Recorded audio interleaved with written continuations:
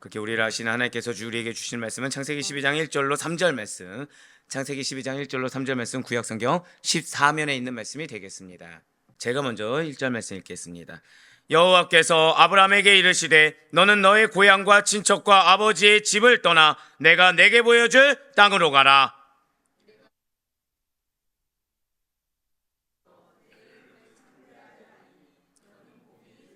함께요. 너를 축복하는 자에게는 내가 복을 내리고 너를 저주하는 자에게는 내가 저주하리니 땅의 모든 족속이 너로 말미암아 복을 얻을 것이라 하신지라. 아멘. 할렐루야. 내 오늘 변함없이 살아있는 주님의 말씀의 은혜를 사모함으로, 그리고 우리가 이렇게 하루의 시작을 말씀과 기도로 하는 것을 주께서 기쁘게 받으시사, 자, 절대하게 한번 고백하실게요. 관점이 중요합니다. 네, 왜 얘기했습니까? 예, 나의 관점에 따라서 하나님이 예비하신 축복이 보이고, 나의 관점에 따라서 그런 축복을 시기하여 마귀 사단의 공격이 보이는 우리, 결국 무엇입니까? 한 번 더 고백하실게요. 나에게 약속된 은혜가 있습니다.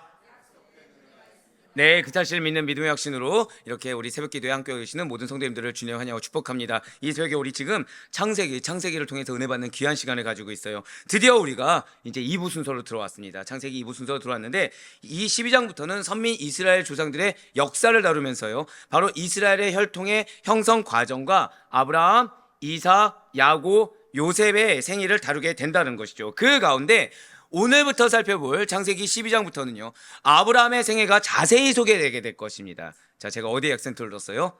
자세히. 네, 죄송합니다. 이런 표현이 좀 이게 강대상에서 걸맞지 않지만 저는 제가 미친놈이라 생각이 들었습니다. 네, 왠지는 조금 있다가 아시게 돼요. 네. 그러니까 여러분들을 위해서 기도할 때나 말씀을 준비할 때 하나님이 여러분들 얼마나 사랑하는지 느끼게 됩니다. 그렇게 아멘이 나오죠, 여러분들은. 이 단어 하나, 한자를 놓치지 않게 하세요. 근데 여기에 핵심적인 메시지가 있더라는 겁니다. 여기에 여러분들 향한 약속이 있더라는 거예요. 예, 자세히 소개되게 될 겁니다. 이런 예, 괴로웠어요. 지금 거의 한 달치가 지금 나왔거든요. 25장까지 쭉 나왔는데 너무나도 놀랐습니다, 사실은. 알고 계시구나. 알고 계시고, 그러면 왜 그런 거 있잖아요. 제 설교는 뭐 하다 나온다고요? 기도 가운데 나온다 말씀드렸죠. 그러면은 이분은 이렇게 되는구나. 이분은 이렇게 되는구나. 기대감이 생기는 거예요. 예, 그쵸. 예, 이런 건 아멘 하셔야 돼요. 예, 기대감이 생기는 겁니다. 예, 아브라함의 생애에 대해서 창세기 25장까지 우리는 자세하게 절대 고백하실게요. 나의 메시지입니다. 네, 나의 메시지가 들어있어요. 나의 메시지가 들어있어요. 진실로 아브라함은요, 구약선민 이스라엘 민족의 직계 조상이고 이 땅의 구속사를 완성하기 위해서 장차 오실 그리스도의 혈통적 조상입니다. 자, 이러한 아브라함은 하나님의, 절대 고백하실게요, 약속을 받은 자. 네, 아브라함은 하나님의 약속을 받은 자입니다. 약속을 받은 자, 언약을 받은 자가 아브라함이라는 거죠. 이렇게 약속을 받는다, 이것은 무엇입니까? 여러분들, 약속을 받는다가 무엇이죠? 약속을 받는다, 기업을 받는다. 예, 이거 아데포의 교회니까 이렇게 나올 수 있는 말이죠. 약속을 받는다. 자, 보통 이제 우리 권사님들, 여자 집사님들한테 한번 여쭤보면 남편이 약속을 합니다. 기대가 되십니까? 3명이 기대되고 나머지는 기대가 안 되는 걸로. 자, 남편이 약속을 합니다. 기대가 되십니까? 안 되는 걸로, 이쪽 라인은. 네. 예? 이해하셨습니까? 예, 어떻게든 아내는 이쪽에 있는데 뒤에서 이해했다고 지금 내 아내는 이해했을 거라고 지금. 네. 자, 그러니까 우리가 약속이라는 거를 받으면 우리가 기대를 합니다. 왜냐하면은 내가 약속받은 내용이 언젠가 성취될 가능성이 있다는 얘기거든요. 그러니까 약속을 받는다가 무엇이라고요? 절대 고백하실게요. 언젠가 성취될 가능성이 있습니다. 네, 그러니까 우리에게 약속을 주셨다. 이건 결국 우리에게 무엇이에요? 하나님의 약속이 여러분들의 삶 가운데 언젠가, 우리는 이 언젠가를 뭐라고 합니까? 하나님의 때에 성취될 가능성이 있다라는 것입니다. 그러니까 내일 만나자, 뭐 이번에 결혼기념일 이렇게 넘어왔지만 내년에는 내가 무엇을 이렇게 해줄게, 또는 내가 언제까지 이거를 내가 해줄게 라는 등의 이러한 약속들의 성취는 무엇을 갖고 있나요? 미래적인 성격을 갖고 있다는 거죠. 예, 맞습니다. 약속이라는 것은요, 미래에 무언가를 이룰 것이라는, 자, 절대 한번 크게 고백하실게요. 가능성과 희망. 이게 왜 중요하냐면요, 지금 하나님께서는 우리에게 약속을 주십니다. 근데 이 약속을 이뤄가는 과정을 우리는 보통 뭐라고 하냐? 성화의 과정이라고 얘기를 해요. 그러니까 죄와의 싸움이 그냥 단순히 내 믿음만 굳건하게 하는 것이 아니라 사실 어떤 과정이라는 거예요? 구약 성경에 다 이것이 무엇이죠? 약속의 성취의 과정이라는 것입니다. 우리의 이 성화 과정은 약속의 성취의 과정입니다. 믿으십니까? 근데 그 약속의 성취의 과정이 여러분들 삶 가운데 항상 기쁨만 있는 것은 아니라는 것이죠. 항상 즐거움만 있는 것은 아니라는 거예요. 고난도 있습니다. 괴로움도 있습니다. 어려움도 있습니다. 낙담도 있습니다. 절망도 있습니다. 우리 지금 방금 전에 찬송가 300장 찬양했던 것처럼 낙심할 때도 존재한다는 거예요. 그런데 그럼에도 불구하고 우리가 낙심하지 않을 수 있는 이유, 그럼에도 불구하고 우리가 굳건한 믿음으로 나아갈 수 있는 이유는 한 번 더 고백하실게요. 나에게 약속이 있습니다. 바로 그것입니다. 미래에 나에겐 이 약속이 이루어진다. 그 가능성과 희망이 있다는 것이죠. 근데 이것을 누가 이루신다는 거예요? 하나님이 이루시기 때문에 이거에 대한 가능성은 확실성이라는 걸 가져가게 됩니다. 인간의 약속은, 그러니까 예를 들어서 아까도 잠깐 말씀드렸다시피 남편이 무언가 약속을 해요. 그럼 우리는 기대를 하지만 마음 한켠에는 또 뭐가 있어요? 대비를 합니다. 무슨 대비입니까? 실망할 거를 대비하는 거죠. 네, 내가 원하는 만큼, 아까 대답했습니다. 그분이 제일 많이 웃으셨어요. 네, 예. 그러니까 내가 기대한 만큼은 아니겠지라고 하면서도 한켠에 뭐가 있어요? 그래도 설마 이런 것이 있다는 거예요. 그런데 중요한 건 하나님은 그런 분이 아니라는 것이죠. 제일 크게 아멘 하셨습니다. 지금 하나님은 그런 분이 아니세요. 저따가 고백하실까요? 하나님의 약속은 확실합니다. 네, 그렇습니다. 하나님의 약속은 확실해요. 하나님의 약속은 단순히 가능성과 희망 정도가 아니라 확실성을 가진 가능성, 확실성을 가진 희망과 소망의 응답이 되는 것입니다. 그렇다면 아브라함이 받은 약속은 구체적으로 무엇입니까? 그것은 아브라함이 지금까지 살아왔었던, 아브라함의 아버지 누구였죠? 데라면 뭐가 생각나십니까? 우상 숭배자. 또 뭐가 생각나시죠? 죽었다. 예, 죽었다. 그쵸, 예, 죽었어요. 예. 여러분들이 무서운 건요, 제가 항상 드린 말씀 있잖아요. 죄송합니다. 그걸 살짝 보여드리면 형형색색이죠. 어지간한 걸 준비해 놓습니다. 제가 없는 말을 항상 하세요. 예, 죽었다란 말은 써놓지 않았습니다. 제가 죽었다란 말은 써놓지 않았어요. 예, 그렇죠. 죽었죠. 예, 죽을 것 같네요. 예, 하라남, 네, 데라면 하란이 생각나죠. 예, 가나안이 아니라, 예, 축복합니다. 네, 예, 데라면 하란이 생각나죠. 예, 그런 아버지, 결국 지금 아버지가 어떤 자였어요? 우상 숭배자고 약속의 성취를 보지 못한 자입니다. 즉 아브라함이 지금까지 살아왔던 사단 지배 아래의 세상이나 일반 국가 사회가 아브라함이 받은 약속이 아니라는 거예요. 하나님의 의와 그분의 사랑과 그분의 공의와 그분의 말씀을 바탕으로 건설되는, 절대 고백하실게요. 하나님의 나라, 약속이 하나님의 나라라는 것이죠. 그러니까 우리의 삶 가운데 때로는 하나님이 우리를 철저할 정도로 이렇게 프레임에 가둬놓으실 때가 있습니다. 말씀의 프레임, 하나님의 공의의 프레임, 하나님의 뜻의 프레임에 가둬놓으실 때가 있어요.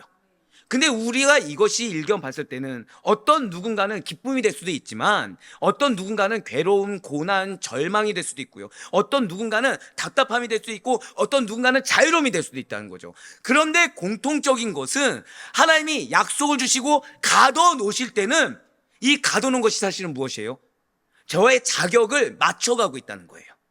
뭐에 맞춰가는 것입니까? 한 번 더 고백하실까요? 나의 기업. 나의 기업이 무엇이죠? 하나님의 나라라는 겁니다.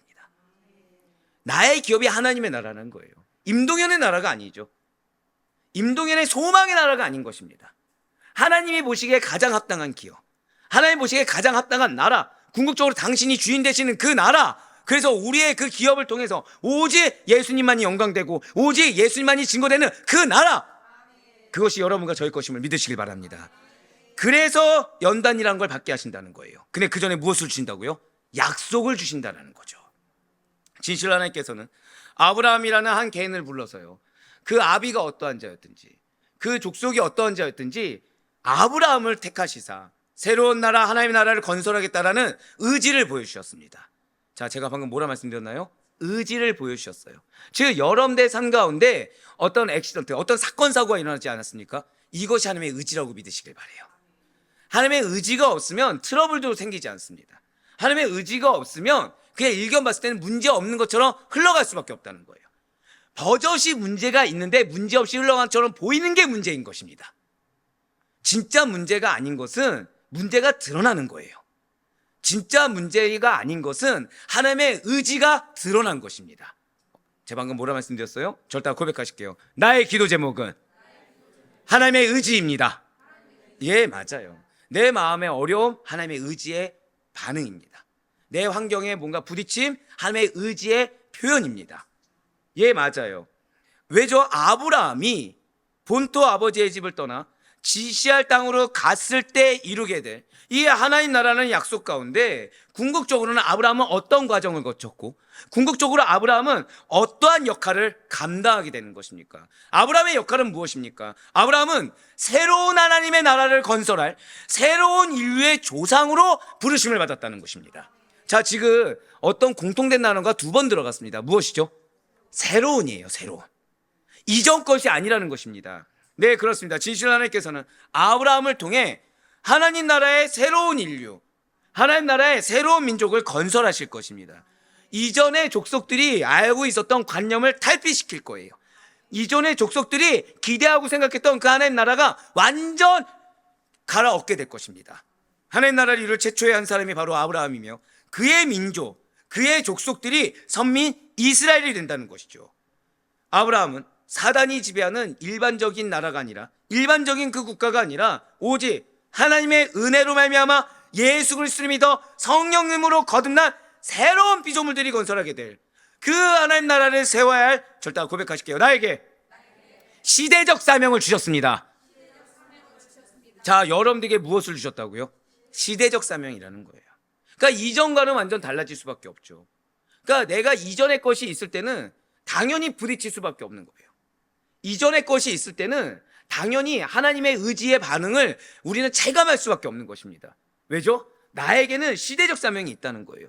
이전에 내가 세상적인 관점 가운데서 막연하게 생각했던 하나님 나라, 막연하게 생각했던 축복의 개념을 완전 뒤바꿔서 지금 마치 아브라함과 같이 새로운 하나님의 나라, 새로운 하나님의 백성들을 만들고자 하는 하나님의 의지가 담겨있는 것처럼 여러분과 저에게도 그러한 하나님의 의지가 있다는 사실을 잊지 마시길 바라겠습니다.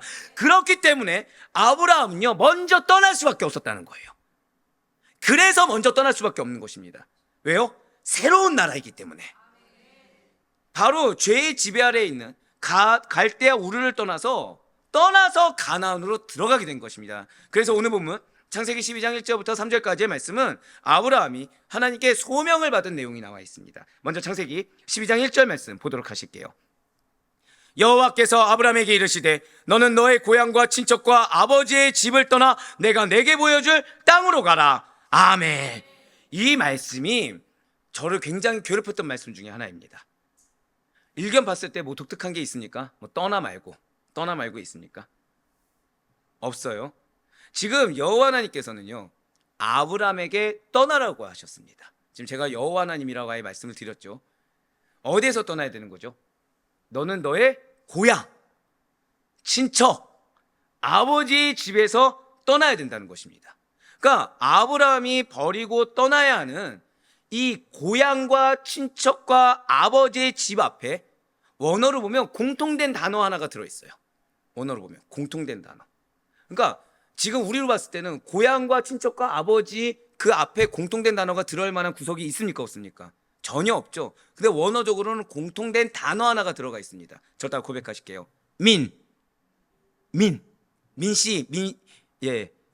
민씨 성할 때 민자가 들어가 있습니다. 이게 뭐냐면 저 따라 고백하실까요? 철저한 분리를 뜻하는 민이라는 단어가 들어있다는 거죠. 네, 그렇습니다.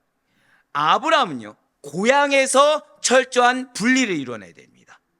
아브라함은요, 친척에서 철저한 분리를 이뤄내야 됩니다. 아버지의 집에서도 철저한 분리를 이뤄내야 된다는 거예요. 그렇다면 하나님께서는 지금 속한 곳에서 떠나와 지금 속한 곳에서 분리해내 이 한마디면 될 것을 왜 굳이 고향, 친척, 아버지의 집, 이렇게 삼중으로 표시한 것입니까? 자, 성경에서 반복된 건 무엇이라고요? 예, 맞아요. 벌써 이제 민자가 공통대로 들어가니까 몇 번 강조한 거예요? 민을 3번 강조한 거죠. 예, 강조하기 위함입니다.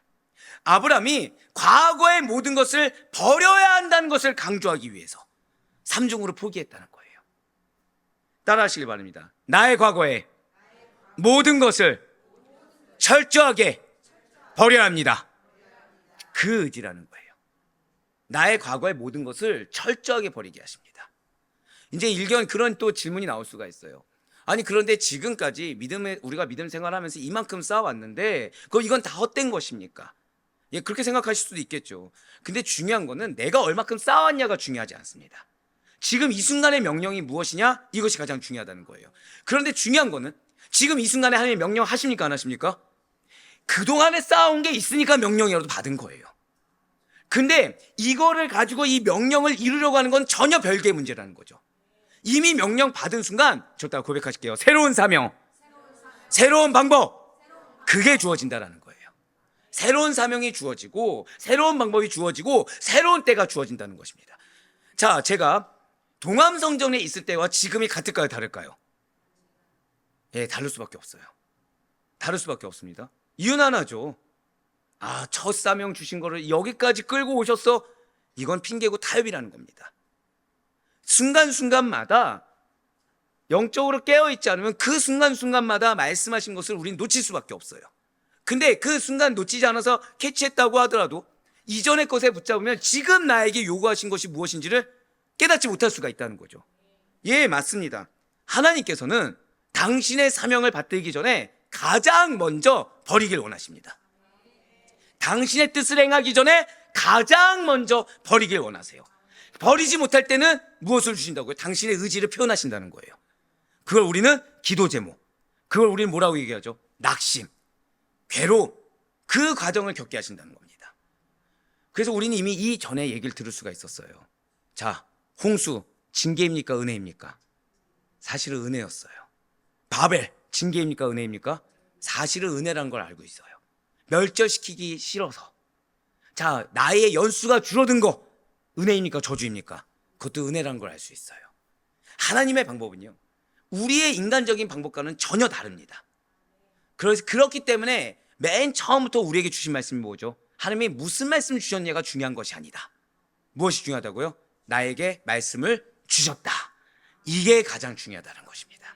네, 우리가 주님을 따를 때 한두 가지 남겨놓겠습니다. 자, 이거는 좀 필요하지 않겠습니까? 라고 하더라도 주님께서는 이것을 허용하지 않으세요. 내가 좀 아쉬워서 나중에는 그래도 꼭 쓸모가 있을 것 같아서 남겨두고자 하고 있는 나의 옛 경험, 옛 모습, 옛 본성들은, 조금이라도 남겨놓고자 하고 있는 나의 지식과 나의 과거들은 사실상 현재 나에게 주어진 사명에는 하등 쓸모가 없습니다. 하나님 나라에는 아무런 쓸모가 없다는 거죠. 그렇다면 우리가 주님을 따르는 것이 과연 무엇이었습니까? 우리가 지금 주일마다 듣고 있는 주님을 따릅니다, 나는 거듭났습니다, 나는 안나나 백성입니다, 나는 성도입니다 라는 것이 과연 무엇이었나요? 이전 것은 이미 지나가서 새로운 영역으로 완벽하게 옮겨진 상태, 사망에서 생명으로 아예 옮겨진 상태. 점진적이었나요? 미래적이었나요? 아니, 이미 완료형이라는 거죠. 우리는 이것을 믿고 확신해야 되는 것입니다. 그래서 내가 익숙하지 않은 것 같아요. 이게 사단의 미혹인 거예요. 내가 이것이 왠지 나에게 맞지 않는 옷 같고, 또는 내가 이것이 무언가 억울하고 속상하고, 이게 미혹이라는 것입니다. 왜죠? 사망이 아니기 때문에. 자, 생명에 부정적인 것이 있습니까? 없습니까? 전혀 없다는 거예요. 그래서 하나님 지금 지속적으로 뭘 말씀하세요? 이유를 보지 말고 무엇을 봐라? 상태를 봐라. 생명의 상태인지 사망의 상태인지. 왜 내가 사망의 상태냐, 이건 중요하지 않다고 말씀하시죠. 왜죠? 지금 하나님의 사명을 감당해야 되는데 이 이유를 전전긍긍하다 보면 하나님의 때를 놓칠 수밖에 없기 때문이라는 것입니다. 그래서 제일 중요한 것은, 저도 한번 더 고백하실까요? 나는 생명의 상태입니다. 그게 가장 중요한 거예요. 사망에서 생명으로 옮겨진 거듭남이라는 것은 죄인된 우리가 거룩한 하나님의 백성으로 신분이 바뀐 것을 의미하고요, 기존에 살고 거하던 세상에서 아예 철저하게 분리되었음을 뜻합니다. 그렇습니다. 저와 여러분은요, 과거와 철저히 분리되었습니다. 세상과 철저히 분리되었습니다. 나와 철저히 분리되었습니다. 이게 아브라함 역시 마찬가지라는 것입니다. 아브라함은요, 과거 자신이 살던 고향과 친척, 아버지의 집에서 철저하게 분리되어서 전혀 다른 새로운 세상으로 가야만 합니다. 인간의 눈으로 볼 때 나의 옛 모습, 옛 생활 패턴, 옛 성품, 옛 경험, 옛날의 성취한 업적들이 대단해 보일 수 있습니다. 하지만 그것이 그렇다고 하더라도, 하나님 나라를 이루는데 무언가 도움이 될 것처럼 느껴진다고 하더라도 하나님께서 버려야 돼. 다 버려야 돼. 너의 모든 과거는 다 과감히 버려야 해 라고 말씀하실 때 우린 거기에 아멘으로 순종할 수 있어야 된다는 거죠. 주님 너무 가혹합니다. 아니, 이전에 나의 모든 과거를 부정하시는 것입니까? 과거의 나도 나고 지금의 나도 모두 다 나 아닙니까? 과거에 내가 있었기 때문에 오늘의 내가 있을 수 있는 거 아니겠습니까? 라고 따지고 싶을 수도 있어요. 하지만 결코 아니라는 거죠. 인간의 판단으로는 가혹해 보이고 불합리해 보이고 무정해 보인다고 하더라도 하나님께서는 때로 더 큰 축복과 은혜를 주시기 위해, 자, 지금 방금 뭐라 말씀드렸어요? 더 큰 축복과 더 큰 은혜를 주시기 위해 현재 가지고 있는 모든 것을, 절대 고백하시겠습니다. 완벽히 포기하라. 네, 완벽하고도 완전히 포기하라고 요구할 수 있다는 사실을 잊지 마시길 바라요. 이렇게 하나님께서 우리들에게 포기하라는 영역은 큰 영역에서 작은 영역으로 점점 구체화됩니다. 자, 뭐라 말씀드렸어요? 큰 영역에서 작은 영역으로 점점 세밀화되고 점점 구체화된다는 것이죠. 고향을 떠나서 지역적 이동을 해야 됩니다. 그보다 좁게는 친척 공동체에서 벗어나야 합니다. 그보다 더 좁게는 가장 가까운 관계인 아버지와 나 관계, 가족 관계마저 떠나야 한다는 것이죠. 자, 이제 무슨 말씀인지 아시겠죠? 12장 1절 말씀이 그거예요. 큰 것에서 점차 세밀하게 삶의 곳곳마다 버리기를, 삶의 곳곳마다 변화되기를 원하신다는 것입니다. 당시 고대 유목민들은 치안 유지가 잘 되지 않아요. 그렇기 때문에 친지와 깊은 유대 관계를 유지하며 안정적인 삶을 꾸려하는 것이 일상이었습니다. 그렇기 때문에 아브라함이 이러한 공동체를 이탈해서 자신이 알지 못하는 미지의 땅으로 가는 것은 굉장히 쉬운 결정이 아니었다는 거죠. 그러니까 이렇게 생각하시면 돼요. 조선시대, 고려시대 때 저 전라도에서 굴비를 대대로 해오시던 집안이에요. 근데 갑자기 그 아들이, 나는 다 버리고 한양도 아니고, 차라리 한양 가면은 입신양면을 위해서 올라간다고 여길 수 있겠지만 한양도 아니고 갑자기 저 대구 분지로 간다고 하는 겁니다. 사과 농사를 지으러. 그쵸? 이런 반응이 나올 수밖에 없는 거죠. 그 얘기랑 똑같은 거예요. 그러면 집안 어르신들이 찬성하겠습니까? 안 하겠습니까? 절대 안 하죠. 그쵸? 당시에는, 왜냐하면 조선시대, 고려시대만 해도 무엇이 계속 내려오고 있습니까? 구사만 시대. 네, 예, 상처받을 뻔했어요. 신라와 백제 간의 그 엄청난 뿌리 깊은 지역에 대한 미움이 존재했었기 때문에 어떻게 여기서 여기로 가? 어떻게 아버지의 그것을 모든 걸 버리고 가? 어떻게 그것도 너 혼자 가? 이해를 할 수가 없다는 거예요. 지금 아브라함은 그런 결정을 한 겁니다. 예, 맞습니다. 무언가 안정적인 확실한 보장이 없음에도 불구하고 기존에 유지해왔던 모든 것으로부터 철저한 분리가 아브라함은 됐었어야만 했다는 거예요. 하지만 그럼에도 불구하고 아브라함은 진정현명하고 가장 합당한 선택을 했습니다. 분명 하나님께서 아브라함에게 가라고 하신 땅은 어떤 모호하고 어떤 뜬금없는 땅이 아닙니다. 진정 하나님께서 여러분과 저에게 이루라고 한 기업은 모호하고 뜬금없는 기업이 아닙니다. 상처투성이 기업도 아니고요, 나에게 슬픔과 괴로움과 낙담과 어려움을 주는 부정적인 땅도 아니라는 것이죠. 절대 크게 선포하실게요. 하나님이 생각하시고 하나님이 계획하십니다. 한 번 더 고백하실까요? 구체적인 나라. 바로 그거라는 거예요. 하나님이 생각하셨어요. 하나님이 계획하셨어요. 하나님이 구체적으로 기획하신 그런 땅이요, 그런 나라인 것입니다. 한번 창세기 12장 1절 말씀을 스크린 통해서 다시 한번 더 보시길 바래요. 지금 붉은색으로 표현돼 보면 내가 내게 보여줄 땅이라고 지금 나와 있습니다. 그러니까 이 땅, 하나님이 보여주는 이 땅이 바로 하나님께서 명령하신 분명한 목적지인 것입니다. 어떤 땅이 아니에요. 하나님께서 계획하신 바로 그 땅입니다. 그렇기 때문에 아브라함은 세상적인 땅에 미련을 두지 않고 새로운 믿음의 자녀들이 거할 새 땅을 향해서 사람의 눈에 보이지 않는다고 하더라도, 사람의 계산에는 맞지 않는다고 하더라도, 내가 무언가 더 큰 리스크를 가질 것만 같다고 생각을 한다고 하더라도 하나님께서 보여주셨기 때문에, 하나님께서 말씀하셨기 때문에 그 하나님을 믿는 믿음으로 나아갈 수밖에 없었다는 거예요. 믿음으로, 순종과 결단으로 나아가게 되었습니다. 창세기 12장 2절과 3절 말씀 계속해서 보실게요. 내가 너로 큰 민족을 이루고 내게 복을 주어 내 이름을 창대하게 하리니 너는 복이 될지라. 너를 축복하는 자에게는 내가 복을 내리고 너를 저주하는 자에게는 내가 저주하리니 땅의 모든 족속이 너로 말미암아 복을 얻을 것이라 하신지라. 아멘. 지금 하나님께서 소명을 받을 때 절대 고백하실게요. 7가지 축복. 자, 몇 가지 축복 주셨다고요? 자, 1절 한 번만 다시 보여주시겠어요? 죄송해요. 1절 보시면 몇 가지 희생을 요구하셨죠? 3가지 희생 요구하셨습니다. 희생은 몇 가지? 축복은 몇 가지? 수지타산이 맞습니까? 안 맞습니까? 인간의 입장에서는 남는 장사죠. 나는 3가지만 포기하면 돼요. 그럼 2배 이상의 축복을 주시는 겁니다. 근데 사단이 얼마나 무섭냐면요, 이 3가지가 너무 커 보이는 거예요. 그러니까 이 7가지 확실한 축복이 있는데 그거를 못 믿게 하는 겁니다. 내 3가지가 너무 큰 거예요. 그러다 보니까 이제 의심까지 하는 거죠. 이 7가지 축복이 과연 나의 것인가? 말씀을 중복해서 하신다. 이건 뭐라고 말씀드렸죠? 중요하다. 강조죠. 그 정도로 의지를 보이는데 나는 뭐가 중요해요? 3가지가 중요한 거예요. 3가지가. 7가지 축복이 무엇입니까? 2절에 4가지고 3절에 3가지입니다. 첫 번째는 일부러 붉은색으로 안 했어요. 그냥 전부 다 붉은색 할 것 같아서. 2절에는 아브라함이 큰 민족을 이루겠다는 거예요. 내가 너로 큰 민족을 이루고. 첫 번째 축복입니다. 두 번째가 무엇입니까? 너는 복이 될지라. 아브라함에게 복을 주시겠다는 것입니다. 내게 복을 주어.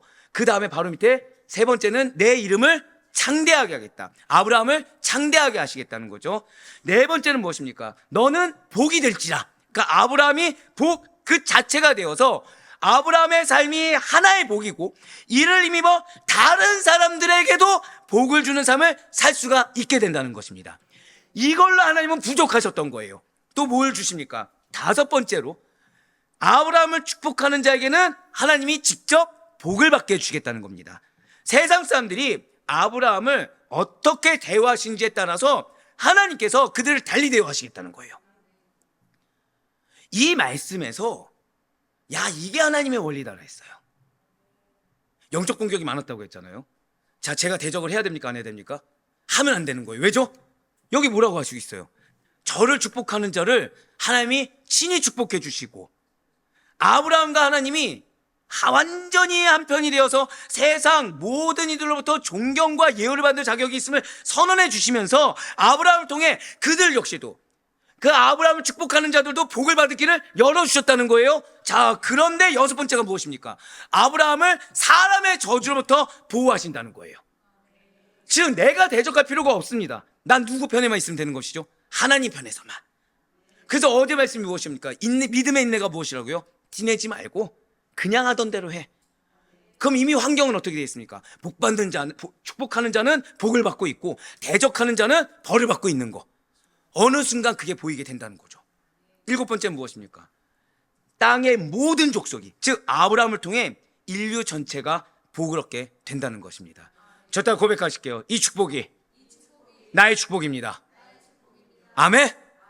이걸 믿으시길 바래요. 이걸 믿으시길 바래요. 지금 아브라함에게 단순히 7가지를 주신 것입니까? 가장 완벽한 축복을 주신 겁니까? 맞아요. 완성을 상징하는 숫자인 7가지 축복이 주어졌다는 것은 이 축복에 절대 고백하실게요. 신성함, 완전함, 2절과 3절 원어를 통틀잖아요. 딱 두 문장으로 축약됩니다. 이 약속은 신성하다. 이 약속은 완전 무결하다. 지금 무슨 말씀이에요? 여러분들에게 하나님의 약속을 주셨습니다. 두 명 아멘. 여러분들에게 하나님이 기업을 약속해 주셨습니다. 그 약속은 인간의 것이 아니라는 거예요. 그 약속은 하나님의 영역, 신성한 것이고 그 약속은 저따 고백하실게요. 반드시 응답되어집니다. 아멘. 그렇습니다. 이처럼 하나님께서는 아브라함에게 소명을 주실 때 축복도 함께 주셨다라는 사실을 통해서 여러분과 저에게 무엇을 말씀하기를 원하십니까? 하나님의 소명에는요, 사단은 나의 희생을 보게 합니다. 지금 아브라함에게 희생 몇 가지 요구하셨다고요? 사단은 여기에 포커스를 두게 해요. 그런데 하나님께서는 언제나 한 번 더 고백하실게요. 축복의 약속, 그것도 함께 한다는 사실을 반드시 잊지 마시길 바라요.